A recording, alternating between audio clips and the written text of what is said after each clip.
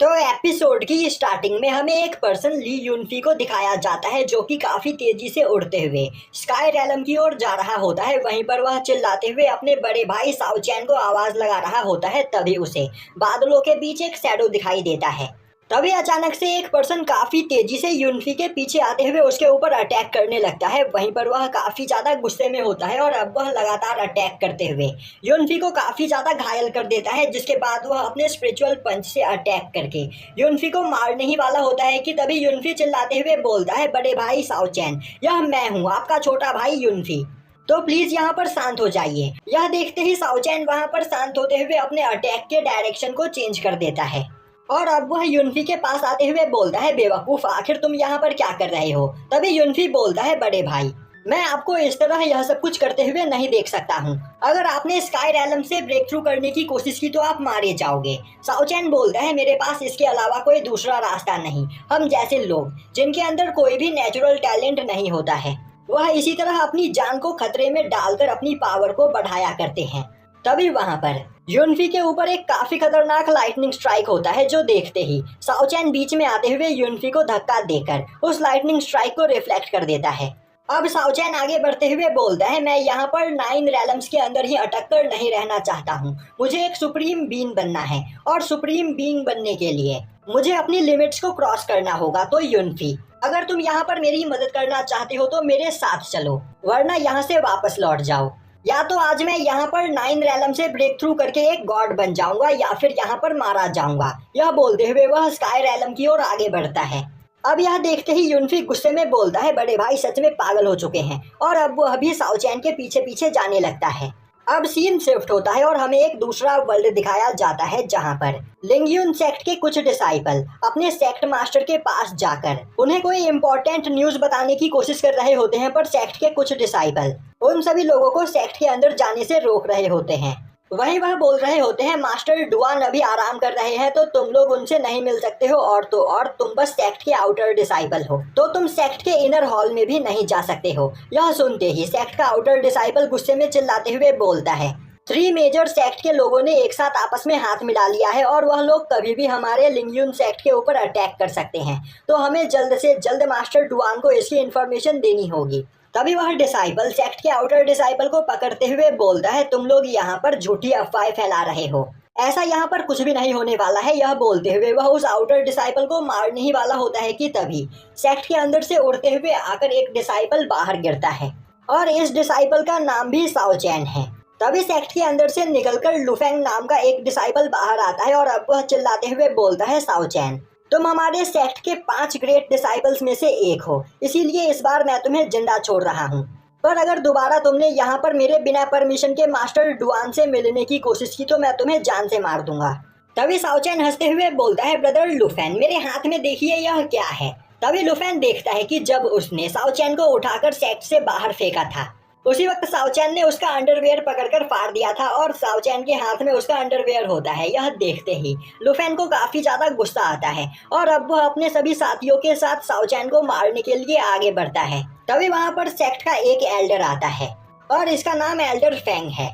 अब Elder Feng लुफेंग को देखते हुए बोलता है, मेरे बच्चे, साउचैन को यहाँ पर एक ही पंच में बेहोश मत करना, इसे यहाँ पर तरपा तरपा कर मारना। यह सुनते ही लुफेंग वहाँ पर काफी ज्यादा खुश हो जाता है और अब वह साउचैन को मारने के लिए आगे बढ़ ही रहा होता है कि तभी साउचैन उसे धक्का देते हुए जंगल की ओर भागने लगता है। यह देखते ही लुफेंग गुस्से में अपने सभी साथियों से बोलता है कि जल्दी से जाओ और साउचैन को पकड़कर मेरे पास लेकर आओ। अब दिखाया जाता है कि साउचैन अपनी जान बचाकर भाग रहा होता है और लुफेंग अपने सभी साथियों के साथ उसका पीछा कर रहा होता है। तभी सीन शिफ्ट होता है और हमें दिखाया जाता है कि इमॉर्टल साउचैन यूनफी के साथ स्काई रैलम में पहुंच चुका होता है और वह वहां पर अपनी पावर से एक पोर्टल खोलकर लिंगयुन सेक्ट के साउचैन को यह सब कुछ करते हुए देख रहा होता है। वहीं पर यह सब देखकर यूनफी को कुछ भी समझ में नहीं आ रहा होता है और अब वह बोलता है, बड़े भाई, आखिर यह सब क्या है। तभी इमॉर्टल साउचैन उसे बताता है कि स्काई रैलम में मैं यही पावर लेने के लिए आया था और अब इस पावर का यूज करते हुए मैं टाइम और स्पेस को मैनिपुलेट करके दूसरे वर्ल्ड्स में जाने के भी पोर्टल्स को खोल सकता हूँ। और अब वह वहां पर कई सारे दूसरे वर्ल्ड में जाने के पोर्टल को खोलकर यूनफी को दिखाता है और बोलता है, यहाँ पर कई सारे नॉर्मल स्मॉल वर्ल्ड्स हैं और कई सारे गॉड लेवल वर्ल्ड्स जहाँ पर काफी खतरनाक और पावरफुल क्रिएचर्स रहते हैं।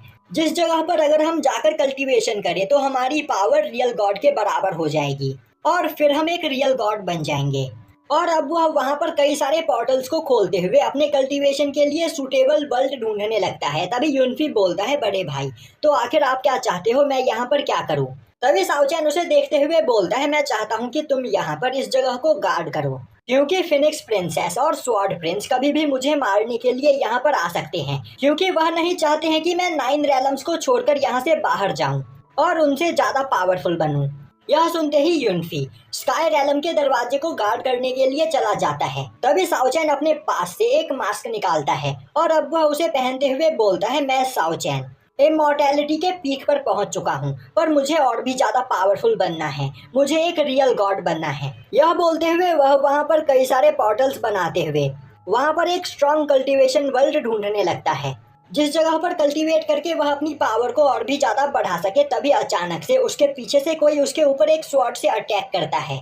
साओचैन उस अटैक को डॉज तो कर लेता है, पर वह दोबारा से एक पोर्टल के रास्ते स्काई रैलम में पहुंच जाता है और अब वह देखता है कि उसके सामने फिनिक्स प्रिंसेस और स्वॉर्ड प्रिंस खड़े होते हैं, जिन्होंने यूनफी को काफी बुरी तरीके से मारकर बेहोश कर दिया होता है। तभी स्वॉर्ड प्रिंस बोलता है, साओचैन तुम्हें क्या लग रहा था तुम इतनी आसानी से हमसे बचकर निकल जाओगे? तुमने हमें यहाँ पर धोखा दिया है, इसीलिए आज हम दोनों तुम्हें मारने के लिए यहाँ पर आए हैं। साओचैन बोलता है, मुझे लगा ही था कि तुम दोनों यहाँ पर आने वाले हो, पर क्या तुम्हें सच में लगता है कि तुम दोनों मुझे मार सकते हो? तभी फिनिक्स प्रिंसेस यूनफी को साओचैन के पास फेंकते हुए बोलती है, साओचैन अब तुम्हारा टाइम यहाँ पर पूरा हुआ तो मरने के लिए तैयार हो जाओ। तभी यूनफी बोलने लगता है, बड़े भाई मैं इन दोनों को यहाँ पर नहीं रोक पाया, तो प्लीज मुझे माफ कर दीजिए। तभी साओचैन काफी तेजी में फिनिक्स प्रिंसेस और स्वॉर्ड प्रिंस के ऊपर अटैक करता है और अब वहाँ पर उन तीनों की फाइट स्टार्ट हो जाती है। वहीं पर साओचैन लगातार अटैक करते हुए उन दोनों को घायल करने की कोशिश कर रहा होता है, पर वह दोनों भी साओचैन के इक्वल के ही वॉरियर होते हैं, जिस वजह से उनसे फाइट करने में साओचैन को स्ट्रगल करना पड़ रहा होता है। और तभी साओचैन एक पोर्टल के रास्ते दूसरे वर्ल्ड में चला जाता है, जो देखते ही फिनिक्स प्रिंसेस और स्वॉर्ड प्रिंस उसके पीछे जाते हैं। अब उस वर्ल्ड में आते ही स्वॉर्ड प्रिंस हंसते हुए बोलता है, यह एक फिजिकल डोमेन है और साओचैन मेरी फिजिकल स्ट्रेंथ तुमसे काफी ज्यादा है, तो तुम्हें क्या लग रहा है तुम यहाँ पर मुझसे जीत सकते हो? तभी वहाँ पर आते हुए फिनिक्स प्रिंसेस बोलती है, साओचैन तुमने मुझे धोखा दिया है और यहाँ पर तुमने मेरे प्यार को ठुकराकर बहुत बड़ी गलती की है, तो अगर तुम मेरे नहीं हो सकते हो तो मैं तुम्हें किसी का भी नहीं होने दूंगी। यह सुनते ही साओचैन हंसते हुए बोलता है, तुम सच में बहुत बड़ी बेवकूफ हो, जो यहाँ पर पुरानी बातों को अब तक अपने सीने से लगाए बैठी हो। तुम्हें उन सभी चीजों के बारे में भूल जाना चाहिए।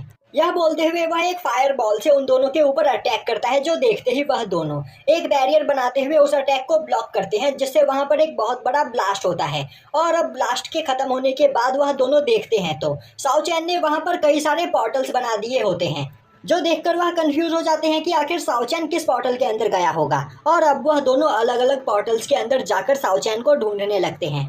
अब स्वॉर्ड प्रिंस काफी तेजी से एक पोर्टल के अंदर जाता है, जिससे वह अचानक से एक डेमोनिक प्लांट वर्ल्ड में पहुंच जाता है, जहां पर कई सारे प्लांट्स उसे खाने की कोशिश करते हैं। स्वॉर्ड प्रिंस उन सभी प्लांट्स को काटते हुए वहां से भागने की कोशिश करता है, पर वह सभी प्लांट्स उसे पकड़ लेते हैं और तभी अचानक से साओचैन उसके पास आते हुए उसे एक पंच करते हुए काफी ज्यादा घायल कर देता है। दूसरी ओर फिनिक्स प्रिंसेस एक डिजास्टर वर्ल्ड में जा चुकी होती है और वह वहां पर चारों ओर साओचैन को ढूंढ रही होती है। तभी अचानक से साओचैन उसके पीछे आता है, जो देखते ही वह साओचैन के ऊपर अटैक करती है, पर साओचैन गायब हो जाता है। तभी फिनिक्स प्रिंसेस देखती है कि साओचैन दोबारा से उसके पीछे खड़ा होता है, जो देखते ही वह अपने पास से एक ट्रेजर निकालते हुए साओचैन के ऊपर अटैक करती है। पर तभी साओचैन अपने सामने एक पोर्टल बनाते हुए उस अटैक को फिनिक्स प्रिंसेस के पीछे ले जाता है, जिससे वह अटैक सीधा फिनिक्स प्रिंसेस को लगता है और वह वहां पर काफी ज्यादा घायल हो जाती है। तभी साओचैन दोबारा से एक पोर्टल बनाते हुए फिनिक्स प्रिंसेस को दूसरे वर्ल्ड में टेलीपोर्ट कर देता है और काफी तेजी से उसके सामने आते हुए उसे एक पंच करके घायल कर देता है। अब वहां पर फिनिक्स प्रिंसेस की हालत खराब हो चुकी होती है और अब फिनिक्स प्रिंसेस बोलती है, साओचैन क्या तुम भूल गए हम दोनों एक साथ कितने ज्यादा खुश हुआ करते थे और हम दोनों शादी करने वाले थे, पर फिर तुम्हारे अंदर पावर की यह भूख जगी जिसने तुम्हारी पर्सनैलिटी को पूरी तरीके से बदल दिया। तो होश में आओ, हम दोनों अभी भी एक साथ यहाँ पर रह सकते हैं।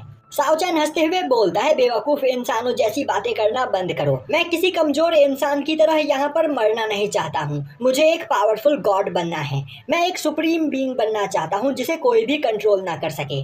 तभी फिनिक्स प्रिंसेस खड़ी होते हुए बोलती है, तो तुम यहाँ पर मेरी बात नहीं मानोगे तो फिर ठीक है, मरने के लिए तैयार हो जाओ। तभी वहाँ पर स्वॉर्ड प्रिंस भी आ जाता है और अब वह बोलता है, साओ चैन, स्काई रैलम को मास्टर करने के बाद तुम्हारी पावर यहाँ पर सच में काफी ज्यादा बढ़ गई है, पर क्या तुम्हें सच में लग रहा है कि तुम अकेले हम दोनों को एक साथ फाइट में हरा सकते हो? यह सुनते ही साओ चैन हंसने लगता है। तभी वह दोनों साओ चैन के ऊपर अटैक कर देते हैं, पर साओ चैन एक साथ उन दोनों से फाइट करने के बजाय उन दोनों को सिंगल फाइट में उनके ऊपर अटैक करते हुए उन्हें घायल किए चला जा रहा होता है। वहीं पर एक जगह से खड़ा यूनफी यह सब कुछ देख रहा होता है और वह सोच रहा होता है कि यह तीनों सच में बहुत ही ज्यादा पावरफुल है, तो मुझे इनकी फाइट से दूर ही रहना चाहिए। अब सीन शिफ्ट होता है और हमें ह्यूमन साओ चैन को दिखाया जाता है, जो कि लू फेंग और उसके सभी साथियों से बचकर भाग रहा होता है। तभी लू फेंग गुस्से में साओ चैन के ऊपर एक सिंडीपीड से अटैक करता है, जिसे साओ चैन वहां पर डॉज कर लेता है। तभी साओ चैन के पीछे खड़ा एक डेमोनिक प्लांट उस सिंडीपीड को खा जाता है। यह देखते ही लू फेंग और उसके सभी साथी काफी ज्यादा डर जाते हैं, क्योंकि वह सभी लोग साओ चैन का पीछा करते करते फॉरबिडन एरिया में आ चुके होते हैं और यह फॉरबिडन एरिया काफी ज्यादा खतरनाक जगह है। अब साओ चैन फॉरबिडन एरिया के अंदर जाकर छिप जाता है। तभी लू फेंग चिल्लाते हुए बोलता है, साओ चैन, तुम्हें क्या लग रहा है, आखिर तुम कब तक इस जगह पर छिपे रहोगे? और जैसे ही तुम इस जगह से बाहर आओगे मैं तुम्हें काफी ज्यादा दर्दनाक मौत दूंगा। साओ चैन बोलता है, अगर तुम में हिम्मत है तो अंदर आकर मुझसे बात करो। अब यह देखते ही लू फेंग को काफी ज्यादा गुस्सा आता है और अब वह फॉरबिडन एरिया के अंदर जाने लगता है, पर उसके साथ ही उसे वहां पर रोक देते हैं। तभी एक पत्थर उड़ते हुए आकर लू फेंग को लगता है, जो देखकर किसी को भी कुछ भी समझ में नहीं आता है। और तभी लू फेंग और उसके सभी साथियों के ऊपर वहां पर पत्थरों की बरसात होने लगती है, जो देखते ही वह सभी लोग डर जाते हैं। और अब वह बोलते हैं, ब्रदर लू फेंग, साओ चैन को हम लोग बाद में देख लेंगे, आखिर कब तक वह इस जगह पर छिप कर रहेगा, तो अब हमें यहाँ से चलना चाहिए। यह सुनते ही लू फेंग अपने सभी साथियों को लेकर वहाँ से भाग जाता है। अब उन सभी लोगों के जाने के बाद साओ चैन अपनी जगह पर उठकर खड़ा होता है और अब वह जैसे ही पीछे मुड़कर देखता है, उसके पीछे एक मॉन्स्टर होता है, पर उसे देखकर वह बिल्कुल भी नहीं डरता है। और अब वह बोलता है, जियान मैंग, यह तुम हो, तुम मुझे यहाँ पर नहीं डरा सकती हो। तभी जियान मैंग बोलती है, साओ चैन, तुम सच में बहुत ही ज्यादा बोरिंग इंसान हो। तभी साओ चैन हंसते हुए बोलता है, मैं लिंगयुन सेक्ट के 5 ग्रेट डिसाइपल्स में से एक हूँ, तो आखिर मैं इन मामूली सी टेक्निक से कैसे डर सकता हूँ? वैसे क्या उन सभी लोगों को यहाँ पर पत्थर तुम मार रही थी? जियान मैंग बोलती है, हाँ, वह यहाँ पर साओ चैन की जान बचाने के लिए आई थी और अब तक साओ चैन ने उसे थैंक्स भी नहीं किया। तभी वहाँ मौजूद लेक के अंदर से एक मॉन्स्टर जियान मैंग के ऊपर अटैक करता है, पर तभी साओ चैन बीच में आते हुए जियान मैंग को वहाँ पर बचा लेता है और अब वह मॉन्स्टर जियान मैंग के साथ मौजूद मॉन्स्टर को पकड़ते हुए खा जाता है, जो देखते ही जियान मैंग परेशान हो जाती है। तभी साओ चैन बोलता है, हमेशा तुम्हें यहाँ पर दूसरों के बारे में परेशान होने से पहले खुद को प्रोटेक्ट करने के बारे में सोचना चाहिए। तभी जियान मैंग बोलती है, वह तो बस साओ चैन से मिलने के लिए आ रही थी। तभी उसने साओ चैन को खतरे में देखा और उसने उसकी मदद की, और कहीं साओ चैन भूल तो नहीं गया कि आखिर आज कौन सा दिन है। तभी साओ चैन को याद आता है कि आज उसका बर्थडे है और अब हमें दिखाया जाता है कि जियान मैंग और साओ चैन एक जगह पर बैठकर साओ चैन का बर्थडे सेलिब्रेट कर रहे होते हैं। वहीं पर साओ चैन बोल रहा होता है, जियान मैंग, तुम ही मेरी सच्ची दोस्त हो और पूरे सेक्ट में तुम्हारे और मास्टर डुआन के अलावा मेरे बर्थडे के बारे में किसी को भी याद नहीं। और आज सुबह मैं मास्टर डुआन से मिलने के लिए गया था, पर मैं उनसे नहीं मिल पाया। यहाँ पर किसी ने मास्टर डुआन को पॉइजन दे दिया है, जिस वजह से उनकी तबीयत हमेशा खराब रहती है। और एल्डर फेंग धीरे धीरे इस मौके का फायदा उठाते हुए हमारे पूरे सेक्ट के ऊपर कंट्रोल पाने की कोशिश कर रहे हैं। तभी जियान मैंग बोलती है, मास्टर डुआन यहाँ पर ठीक तो हो जाएंगे। तभी साओ चैन हंसते हुए बोलता है, मास्टर डुआन बहुत ही ज्यादा पावरफुल है और यहाँ पर कुछ मामूली से पॉइजन की वजह से उन्हें कुछ भी नहीं होगा, पर हमें यहाँ पर पहले उस पर्सन को ढूंढना होगा जिसने मास्टर डुआन को पॉइजन दिया है। हो ना हो वह हमारे सेक्ट का ही कोई मेंबर है। यह सुनते ही जियान मैंग परेशान हो जाती है और बोलती है, तो तुम कहना चाहते हो कि हमारे सेक्ट के अंदर ही कोई गद्दार है? तभी साओ चैन बोलता है, तुम्हें परेशान होने की कोई जरूरत नहीं, मैंने तुमसे प्रॉमिस किया है कि मैं हमेशा तुम्हें प्रोटेक्ट करूंगा। यह सुनते ही जियान मैंग साओ चैन को गले लगा लेती है और अब वह दोनों एक साथ वहां पर बैठकर ड्रिंक करते हुए आपस में बात करने लगते हैं। तभी अचानक से साओ चैन को कुछ आवाज सुनाई देती है और अब साओ चैन जियान मैंग से बोलता है, जियान मैंग, यहाँ पर काफी ज्यादा रात हो गई है, तो तुम अपने कमरे में जाकर आराम करो, मैं थोड़ी देर यहाँ पर कल्टीवेशन करके अपनी पावर को बढ़ाऊंगा।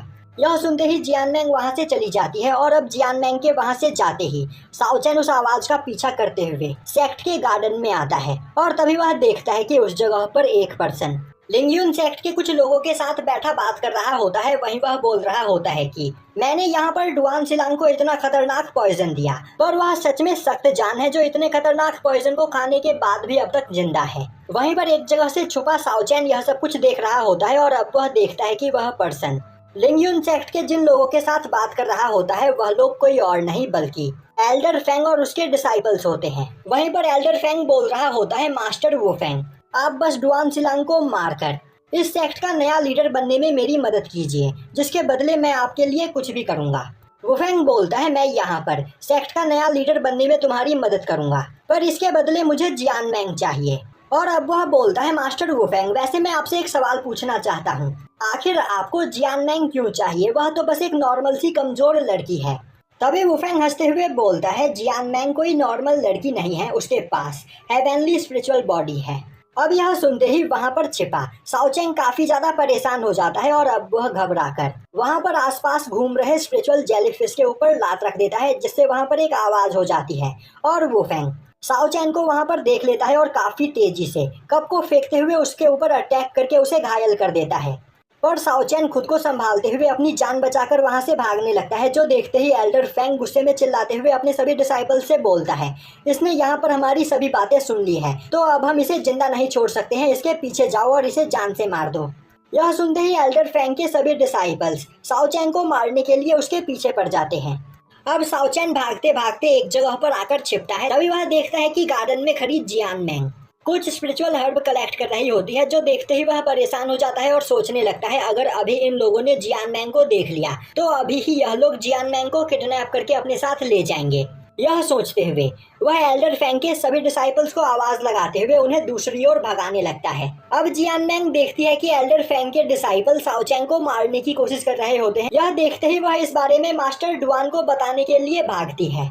तभी सीन शिफ्ट होता है और हमें दिखाया जाता है कि स्काई रैलम में इमॉर्टल साओचैन फिनिक्स प्रिंसेस और स्वॉर्ड प्रिंस के साथ फाइट कर रहा होता है। वहीं पर उसने उन दोनों की मार मार कर हालत खराब कर दी होती है और अब साओचैंग वहां पर अपने गॉड किलिंग फॉर्मेशन का यूज करते हुए उन दोनों को काफी ज्यादा घायल कर देता है, जिससे वह दोनों सीधा स्काई रैलम में आकर गिरते हैं। तभी साओचैन उनके पास आते हुए बोलता है, तुम दोनों सच में अभी भी बहुत ही ज्यादा कमजोर हो और पिछली बार जब मैंने तुम दोनों के साथ फाइट करी थी तब भी तुम इतने ही ज्यादा पावरफुल थे, तो क्या तुम दोनों को सच में लग रहा था कि तुम बस अपनी इतनी सी पावर के साथ मुझे यहाँ पर हरा सकते हो? खैर जाने दो, क्योंकि अब तुम दोनों यहाँ पर मरने वाले हो। यह बोलते हुए वह अपने डिवाइन लाइटनिंग का यूज करते हुए उन दोनों के ऊपर अटैक करता है, जो देखते ही वह दोनों अपनी पूरी पावर का यूज करते हुए एक बैरियर बनाकर उस अटैक को ब्लॉक करने की कोशिश करने लगते हैं। पर धीरे धीरे उनका बैरियर डिस्ट्रॉय होने लगता है, जो देखते ही वह सोचने लगते हैं, अगर यह अटैक उन्हें लग गया तो वह दोनों जलकर राख हो जाएंगे। दूसरी ओर यह सब देखकर इमॉर्टल साओचैन जोर जोर से हंस रहा होता है। तभी पीछे से आते हुए युनफी अपने स्वॉर्ड से साओचैन के ऊपर अटैक करते हुए उसे घायल कर देता है और बोलता है, मुझे माफ कर दो बड़े भाई, पर मैं फिनिक्स प्रिंसेस से प्यार करता हूँ और जब तक आप यहाँ पर जिंदा रहोगे तब तक वह मेरे प्यार को एक्सेप्ट नहीं करेगी और मैं यहाँ पर अपनी पूरी लाइफ बस आपका शैडो बनकर नहीं जीना चाहता हूँ। मुझे भी पावरफुल बनना है, मैं भी चाहता हूँ कि लोग मेरा नाम जाने। यह बोलते हुए वह एक लात मारकर साओचैन को दूर फेंक देता है। अब साओचैन वहां पर मरने लगता है। वहीं पर वह सोच रहा होता है, युनफी तुमने मुझे धोखा दिया, मैंने हमेशा तुम्हें अपने भाई की तरह ट्रीट किया और हमेशा तुम्हारा ख्याल रखा, पर तुमने ही मेरे साथ यह किया, मैं तुम्हें जिंदा नहीं छोड़ूंगा। तभी अचानक से साओचैन के सामने एक पोर्टल बनता है और अब वह देखता है कि एल्डर फेंग के डिसाइपल ह्यूमन साओचैन को काफी बुरी तरीके से मार रहे होते हैं। वहीं पर साओचैन अपनी आखिरी सांसें गिन रहा होता है। इसके बावजूद वह चिल्लाते हुए बोल रहा होता है, मैं यहाँ पर इतनी आसानी से नहीं मरूंगा और मैं तुम लोगों को जियान मैंग के पास भी नहीं जाने दूंगा। तभी एक पर्सन अपने स्वॉर्ड से साओचैन के ऊपर काफी खतरनाक अटैक करता है, पर उसी वक्त उस पोर्टल के रास्ते इमॉर्टल साओचैन की सोल ह्यूमन साओचैन के बॉडी के अंदर चली जाती है, जिससे अब ह्यूमन साओचैन की बॉडी के अंदर से काफी ज्यादा मात्रा में एनर्जी रिलीज होने लगती है। यह देखते ही एल्डर फेंग के सभी डिसाइपल्स हैरान हो जाते हैं और अब वह सभी लोग खुद को संभालते हुए अपनी पूरी पावर का यूज करके साओचैन के ऊपर अटैक करने की कोशिश करते हैं। पर तभी साओचैन उस जगह पर एक एनर्जी ब्लास्ट करता है, जिससे वह दोनों ही पर्सन वहां पर काफी ज्यादा घायल हो जाते हैं। तभी साओचैन भी वहां पर बेहोश हो जाता है। पर तभी वह लोग जियान मैंग को मास्टर डुआन और उनके कुछ डिसाइपल्स के साथ आते हुए देखते हैं। यह देखते ही वह दोनों वहां से भाग जाते हैं और तभी हमें दिखाया जाता है कि पोर्टल के रास्ते इमॉर्टल साओचैन का मास्क वहां पर नीचे गिरता है, जो कि सीधा जाकर ह्यूमन साओचैन की बॉडी के साथ अटैच हो जाता है। अब सभी लोग भागते हुए साओचैन के पास आते हैं। वहीं पर साओचैन को इतना ज्यादा घायल देखकर जियान मैंग काफी ज्यादा परेशान हो जाती है और अब वह वहां पर रोने लगती है, जो देखकर बाकी के सभी डिसाइपल्स उसे वहां पर संभालते हैं और अब वह साओचैन को अपने साथ उठाकर वहां से लेकर जाने लगते हैं। वहीं पर खड़े मास्टर डुआन यह सब कुछ देख रहे होते हैं और उन्हें यह सभी चीजें काफी ज्यादा अजीब लग रही होती है। तभी हमें ह्यूमन साओचैन के सोल सी के अंदर इमॉर्टल साओचैन को दिखाया जाता है, जो कि एक जगह पर बैठा बोल रहा होता है, मरने के बाद भी मैं यहाँ पर जिंदा हूँ और अब मुझे एक नई पावरफुल बॉडी मिल चुकी है। मेरी पुरानी बॉडी के अंदर कोई भी नेचुरल टैलेंट नहीं था, पर यह बॉडी सच में काफी ज्यादा टैलेंटेड है। तो फिनिक्स प्रिंसेस और स्वॉर्ड प्रिंस, तुम बस देखते जाओ मैं तुम्हारे साथ यहाँ पर क्या करता हूँ। दुनिया का वसूल है आंख के बदले आंख और हाथ के बदले हाथ। मैं तुम दोनों को यहाँ पर आसान मौत नहीं दूंगा। और ली यूनफी, तुमने मुझे धोखा दिया तो तुम भी यहाँ पर जिंदा नहीं बचोगे। मैं तुम्हारी पूरी फैमिली को डिस्ट्रॉय कर दूंगा। और यहीं पर यह एपिसोड खत्म हो जाता है।